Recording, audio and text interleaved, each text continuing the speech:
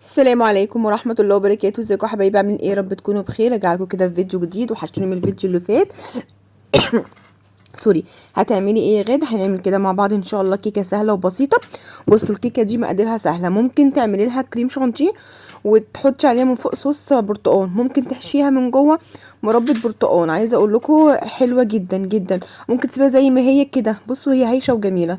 تعالوا اقول لكم المقادير. هنعمل ايه هنا؟ معانا كوبايتين من الدقيق، عليهم معلقه كبيره من البيكنج باودر او 10 جرام بيكنج باودر. تمام.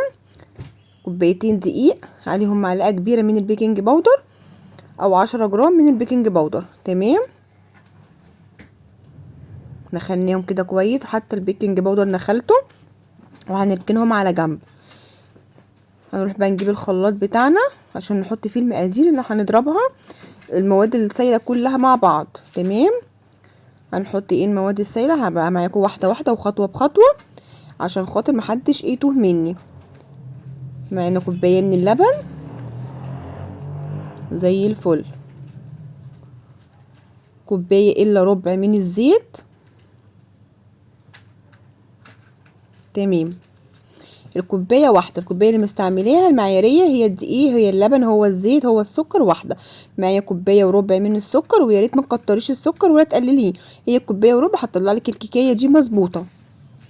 معايا بشر برتقانه او قشر برتقانه كامله، بس انا واخده اللون الاورنج بس. تمام.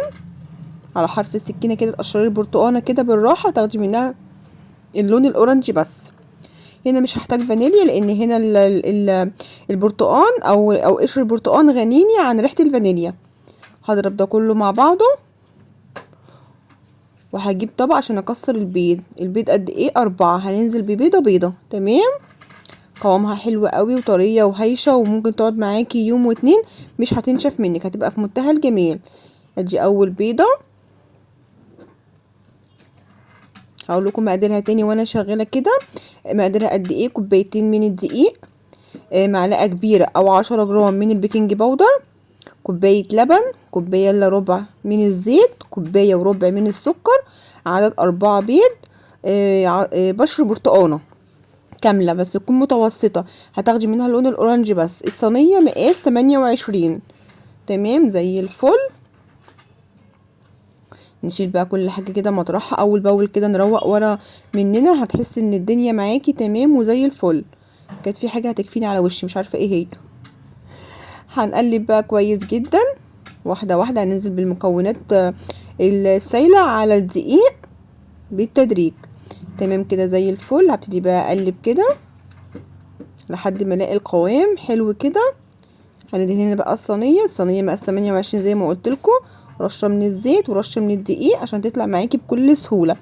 انا مولعه الفرن على درجه حراره، لو انت فرنك واطي خليها على 200، لو الفرن عندك عالي خليها على 180. وطبعا ايه بتراقبيها بقى، بتاخد معاكي من 35 ل 40 دقيقه. تمام زي الفل. ببص كده يكون في دقيق تحت ولا حاجه، يعني ما تعملش في المكونات. بحاول ان انا ايه اظبطه. جبت الاسباتيولا كده اظبط الدنيا، وانزل بقوام. بصوا القوام بتاع الكيكه حلو ازاي، زي الفل، ولونها وريحتها وهي نيه تحفه. وهي بتستوي بقى البيت كله ريحته برتقان والريحه تحفه. بصوا ما شاء الله تبارك الرحمن. انا كنت بقى مسخنه الفرن، اروح احطها في الفرن على درجه حراره زي ما قلت لكم حسب الفرن بتاعك. لو حامي 180، لو هو حلو 200. تمام. بصوا جايبه لكم، جايبه الكيسات دي حلوه قوي، هستعملها اول مره استعملها. جايباها من اسواق الشريف، اسعارها حلوه جدا. فبصراحه انا بحب الحاجات دي، بغوى الحاجات دي جدا. هنا كنا طالبين اوردر فقلت اوريه لكم. بصوا البنات، ده البيت اللي فيه بنات، فيه حياه كده وفيه حاجات حلوه. هما يجيبوا وانا احط معاهم. شايفين الوان حلوه بصراحه ورقيقه. انتوا عارفين بقى البنات بقى والكليات بقى والثانويه العامه ويلا.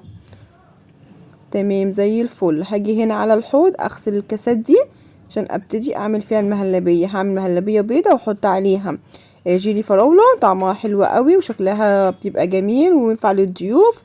وانا من هنا بقول مريم صاحبتي حبيبتي طلبتها مني عشان جوزها عامل عمليه وعايز حاجه سهله للبلع. يا رب كده يشفيه ويعافيه كده والف سلامه عليه، اجر وعافيه يا مريم. هنبتدي بقى هنا نغسل كده شويه المواعين اللي احنا عملنا فيهم الكيك اول باول كده، الدنيا تبقى متظبطه معاكي. انا في الفيديو ده عملت لكم حاجات حلوه وعملت معاكم زي روتين خفيف كده على المواعين، يعني عايزه اقولك كده ظبطي حالك كده طول ما انتي واقفه كده ايدك في كل حاجه، الدنيا هتبقى اول باول معاكي تمام. تنسيناش بقى في اللايك والشير والسبسكرايب عشان يوصلك مني كل جديد. لو انت لسه ما اشتركتيش عندي في القناه انزلي اشتركي وفعلي زر الجرس عشان تبقي احلى صاحبه الغيضه.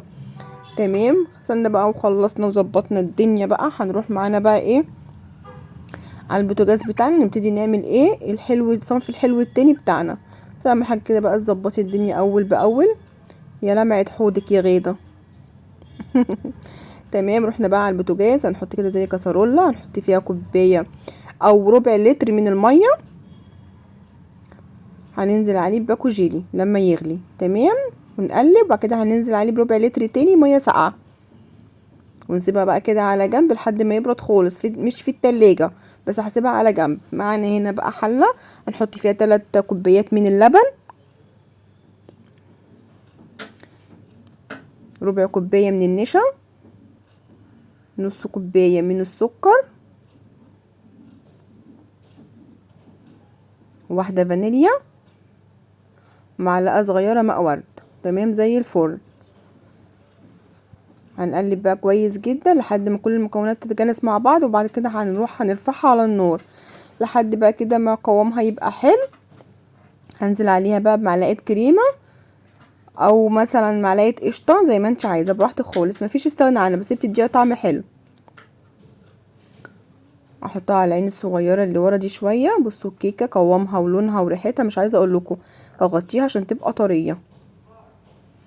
خلاص انا خلصت هنا المهلبية، هبتدي بقى اغرف واسيبها تبرد عشان اعرف احط عليها الجيلي. تمام، لو حطيتي عليها الجيلي دلوقتي طبعا مع السخونية كله هيبقى يعني جيلي.